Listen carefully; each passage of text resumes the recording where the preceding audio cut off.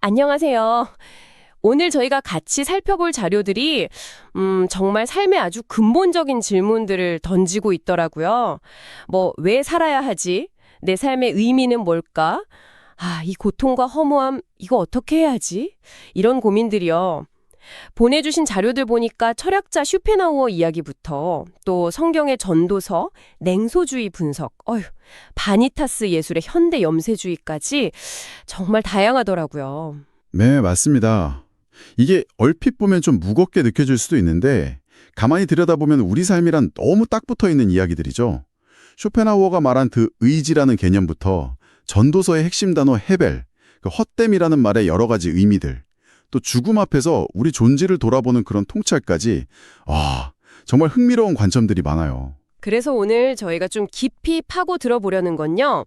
이 복잡하고 또 어떨 땐 마음을 좀 무겁게 누르는 이 주제들을 같이 한번 탐색해 보면서 그 속에서 뭔가 번뜩이는 지혜나 아니면 예상치 못한 위안 같은 걸 좀 찾아보자는 겁니다. 자료들을 통해서 삶의 고통, 의미, 그리고 또 그 안에서 찾을 수 있는 기쁨, 여기에 대해서 좀 깊이 이야기 나눠보죠. 좋습니다. 그럼 어디부터 시작해 볼까요? 역시 가장 근본적인 질문 아닐까요? 나는 왜 살아야 할까? 여기서부터 시작하는 게 좋을 것 같아요. 자료 중에 그 하이데거의 P2라는 표현 나오잖아요. 세상에 그냥 던져졌다. 이게 참 와닿아요. 내가 원한 것도 아닌데 그냥 살아가고 있고 가끔은 좀 억울하다 이런 생각도 들잖아요. 나 이유도 없이 그냥 끊임없이 뭔가를 원하게만 만든다는 거죠. 그래서 그 비유가 참 인상 깊었는데 우리 삶을 왜 가는지도 모르고 그냥 가는 시계 태엽 장치 같다거나 아니면 이미 수없이 연주된 손풍금곡을 계속 바꿔서 되풀이하는 것 같다. 이렇게 봤다는 거 아닙니까? 결국 우리는 이 의지가 시키는 대로 울고 웃는 존재다. 이런 시각인 거죠. 와, 듣고 보니까 진짜 염세적인데요. 삶 자체가 그냥 본질적으로 고통이다. 이렇게 딱 잘라 말하는 부분도 좀 충격이었어요. 필요해서 고통받고 근데 그 피로가 채워지면 바로 지루함. 이게 또 다른 고통으로 찾아온다니. 네네. 마치 시계추처럼 고통이랑 무료함 사이를 그냥 왔다 갔다 할 뿐이라는 거잖아요. 부자가 되어도 똑같다고요? 그렇죠. 바닷물 마시는 것처럼 갈증만 더하고 재산 지키느라 불안하기만 하다. 이런 얘기죠. 맞습니다. 바로 그 지점이 성경의 전도서하고 좀 묘하게 연결되는 부분이 있어요. 전도서의 핵심 단어, 헤벨. 이걸 보통 헛되고 헛되다 이렇게 번역하잖아요. 네. 근데 보내주신 여러 자료들 보면 그 의미가 훨씬 깊고 복잡하다는 걸 알 수 있습니다. 그냥 무의미하다, 허무하다 이걸 넘어서서 덧없다, 일시적이다, 안개 같다, 숨결 같다, 심지어는 신비롭다, 모순적이다, 부조리하다 이런 의미까지 다 담고 있다는 해석들이 있더라고요. 원래 히브리 어원 자체가 숨결이나 수증기, 연기 이런 뜻이라고 하니까요. 정말 삶이 안개처럼 잠깐 있다가 그냥 휙 사라지는 거라는 통찰을 담고 있는 거죠. 해 아래서 우리 삶이 얼마나 찰나적인가 이걸 먼저 깨달으라는 메시지인 셈입니다. 삶이 그렇게 덧없고 부조리하다면 사람들이 좀 냉소적으로 변화하는 것도 어찌 보면 당연한 반응일 수도 있겠네요. 자료 중에 보니까 전도서 저자인 솔로몬을 바의 냉소주의의 원조처럼 보기도 하던데요. 네, 그런 시각도 있죠. 특히 그 가난한 지혜자 이야기가 되게 기억에 남아요. 큰 왕한테 포위된 작은 성을 지혜로 구했는데 결국 아무도 그 가난한 사람 기억 안 해줬다는 거예요. 네. 지혜가 무기보다 낫지만 가난한 자의 지혜는 멸시를 받고 그의 말은 들리지 않는다. 이 구절은 정말 좀 뼈아프게 들리더라고요. 솔로몬의 어떤 좌절감, 냉소가 여기서 시작된 거 아니냐 이런 분석도 있었고요. 네, 맞아요. 그런 세상의 부조리함, 또 삶의 덧없음 이런 것들이 예술가들한테도 큰 영감을 줬죠. 16, 17세기 네덜란드 쪽에서 유행했던 그 바니타스, 정물화가 딱 그런 예입니다. 바니타스? 네, 라틴어로 헛됨, 공허함 이런 뜻인데 전도서 1장 2절에 나오는 헛되고 헛되며 헛되고 헛되니 모든 것이 헛되도다. 여기서 따온 이름이거든요.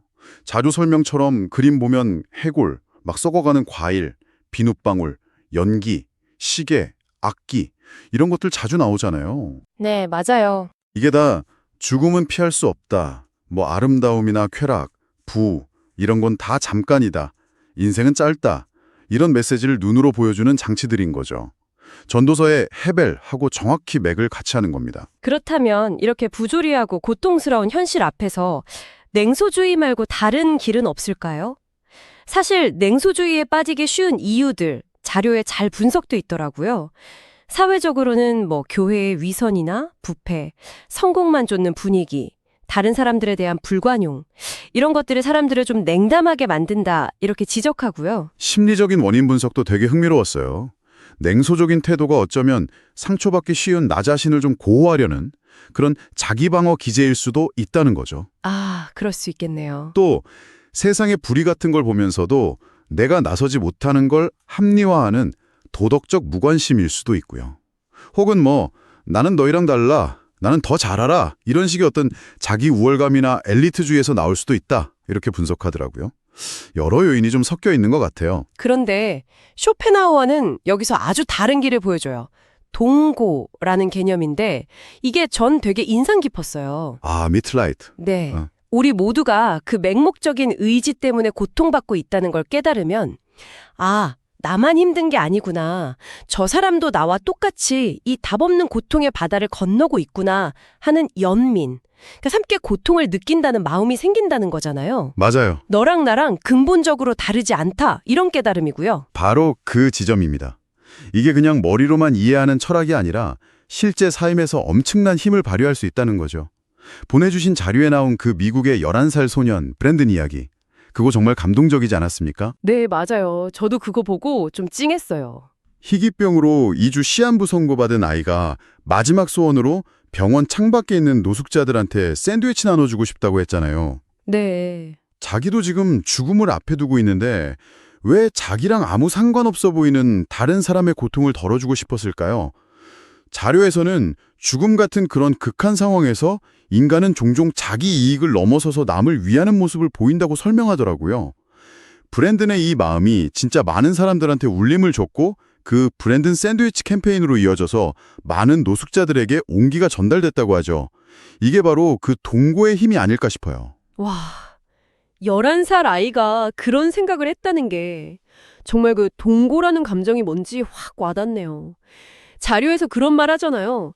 인간은 경쟁 속에서는 불행해지는데 다른 사람이랑 연대할 때 행복을 느낀다.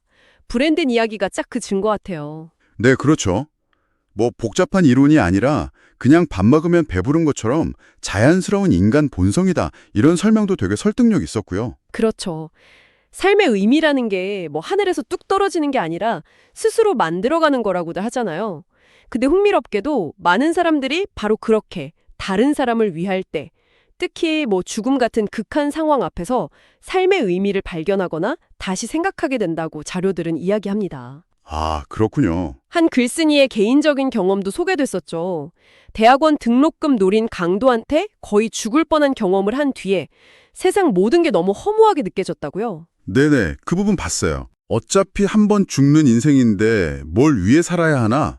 막 깊이 고민하다가 결국 담배 연기보다 더 허무한 인생일지라도 내가 공부한 철학을 통해서 다른 사람들 삶에 조금이라도 도움을 주는 데 바치기로 결심하면서 비로소 삶의 의미를 찾았다. 이런 고백이 나오잖아요. 이건 그 니체가 비판했던 수동적 허무주의랑은 확실히 다르네요. 그렇죠. 그냥 절망하고 포기하는 게 아니라 오히려 삶의 허무함과 고통을 딱 마주본 다음에 거기서 출발해서 다른 사람에 대한 연민이나 어떤 구체적인 행동으로 나아가는 거니까요. 쇼펜하우어의 동고나 그 글쓴이 경험처럼요. 맞습니다. 허물을 인정하되 거기에 그냥 주저앉지 않는 거죠. 자, 그렇다면 이 짧고 고통스럽고 또 부조리하기까지 한 삶 속에서 우리는 구체적으로 어떻게 의미와 기쁨을 찾을 수 있을까요? 자료들은 의외로 너무 거창한 데서 답 찾으려 하지 말라고 조언합니다. 네, 그 부분이 되게 흥미로웠어요. 죽음이나 아니면 아주 오래된 폐허 또는 광활한 자연 앞에 딱 서면 인간의 지위나 업적이라는 게 얼마나 보잘것없는지를 깨닫게 된다는 거죠. 네. 영혼을 기준으로 생각하면 우리를 흥분시키는 것들 중에 중요하다 할 것이 무엇이겠는가? 이 문정이 딱 기억에 남아요. 이런 관점의 전환이 오히려 집착에서 벗어나게 해준다. 이런 얘기군요. 죽음을 생각하는 게 역설적으로 관계의 진짜 의미를 찾게 해준다는 분석도 있었어요. 만약에 내가 아파서 병원에 입원한다면 진짜 누가 나를 찾아와 줄까? 이것만 생각해봐도 그냥 피상적인 관계랑 진짜 관계를 구분하게 되고 어디에 내 시간과 에너지를 써야 할지 알게 된다는 거죠. 아, 지위를 통해서 얻으려고 했던 그런 관심이 얼마나 덧없는지를 깨닫게 되면 지위와 상관없이 계속될 수 있는 그런 관계에 집중하게 된다. 이런 통찰인 거죠. 거대한 자연 앞에서 느끼는 감정도 비슷하다고 하죠. 뭐 넓은 산이나 바다 앞에 서면 내 고민이나 사회적 지위 같은 건 진짜 아무것도 아닌 것처럼 느껴지잖아요. 그렇죠. 자료 표현을 빌리자면 내 몸이 마치 나방이나 거미처럼 하찮게 느껴지고 사람들 사이에 온갖 차이들이 우스울 정도로 사소해 보인다는 거예요. 사회 안에서 내가 별거 아니라는 느낌이 이 우주 안에서 모든 인간이 다 별거 아니라는 더 큰 느낌 속에 포함되면서 오히려 위안을 얻는다. 이런 해석이 참 신선했습니다. 이런 성찰 끝에 놀랍게도 전도서는 아주 현실적인 답을 딱 내놓습니다. 바로 일상의 기쁨을 누리라는 거죠. 이게 한두 번 나오는 게 아니라 계속 반복해서 강조돼요. 네, 맞아요. 사람이 먹고 마시며 수고하는 것보다 그의 마음을 더 기쁘게 하는 것은 없나니 내가 이것도 본즉 하나님의 손에서 나오는 것이로다. 그렇죠. 거창한 거 찾지 말고 그냥 맛있는 음식 먹고 뭐 포도주도 한잔하고 좋은 옷도 입고 사랑하는 사람이랑 같이 즐겁게 살고 지금 내 손에 주어진 일에 최선을 다하라. 바로 그 순간순간의 작은 기쁨들, 그걸 소중하게 여기라는 겁니다. 이게 그냥 현실 도피 아니냐 이렇게 생각할 수도 있을 텐데 자료들의 해석은 정반대더라고요. 오히려 삶이 정말 덧없고 헤벨, 때로는 자료 표현처럼 엿같고 부조리하다는 걸 뼈저리게 알기 때문에 그렇기 때문에 지금 여기서 누릴 수 있는 작은 기쁨이라도 감사하면서 즐기는 것이야말로 유일하게 살아남는 지혜다. 이런 거죠. 아, 마르틴 루터도 비슷한 말을 했다고 소개되는데 우리가 일상 속에서 평온한 마음을 유지하지 못하면 맨날 미래 걱정 때문에 단 하루도 편안하게 살 수 없을 거라고요. 네, 맞아요. 한 자료에서는 이 일상의 기쁨을 좀 더 깊이 해석하기도 하더라고요. 네. 이게 그냥 순간적인 쾌락이 아니라 하나님이 주시는 좋은 선물이고 더 나아가서는 앞으로 올 영원한 기쁨에 미리 맛보는 것, foretaste일 수도 있다. 이런 해석이요. 그렇군요. 삶이 짧고 덧없고 타락한 세상에 살고 있다는 그 현실 인식이 역설적으로 평범한 일상의 소중함과 기쁨을 더 깊이 누리게 한다는 거죠. 그렇다면 능소주의를 넘어서는 구체적인 방법으로 전도서의 지혜를 딱 정리해 볼 수 있겠네요. 한 자료에서 제시한 그 3단계 해법이 꽤 명쾌하게 다가왔습니다. 네, 그거요. 첫째가 현실 수용, acceptable. 세상이 불완전하고 부조리하고 내 힘으로 모든 걸 바꿀 수는 없다는 걸 인정하는 거. 하나님께서 굽게 하신 것을 누가 능히 곱게 하겠느냐? 이 질문 앞에서 좀 겸손해지는 거죠. 두 번째 단계는 본분 충실입니다. 세상을 내가 다 뜯어고치려고 막 애쓰리보다는 내가 할 수 있는 일, 나한테 주어진 역학에 집중하라는 거죠. 전도서 마지막 구절처럼 이 일의 결국을 다 들었으니 하나님을 경외하고 그의 명령들을 지킬지어다. 이것이 모든 사람의 본분이라. 아, 네. 창조주를 기억하고 죽음을 인지하고 주어진 삶의 자리에서 내 몫을 잘 감당하라는 메시지입니다. 네가 다 고치려 하지 말고 네가 할 수 있는 거 하나라도 제대로 해라. 약간 이런 현실적인 조언이죠. 그리고 마지막 세 번째가 일상 향유. 네요.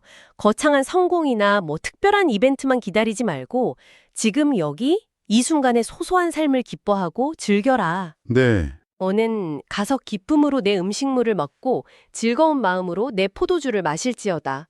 내 헛된 평생의 모든 날, 곧 하나님이 해 아래에서 내게 주신 모든 헛된 날에 네가 사랑하는 아내와 함께 즐겁게 살지어다. 앞서 이야기 나눈 그 일상의 기쁨과 딱 맞닿아 있는 부분이고요. 네, 맞습니다. 이러한 태도는 어쩌면 그 니체가 말했던 능동적 허무주의하고도 연결될 수 있을 것 같아요. 외부에서 주어지는 절대적인 가치나 의미가 없다면 그냥 좌절하는 게 아니라 오히려 인간 스스로 의미를 만들어내고 부조리한 현실에 맞서 싸우거나 아니면 뭐 데이비드 베네타 같은 현대 철학자가 제안하듯이 실용적 염세주의를 통해서 일상 속에서 나름의 의미를 구축하면서 살아간다. 이런 생각과도 통하는 지점이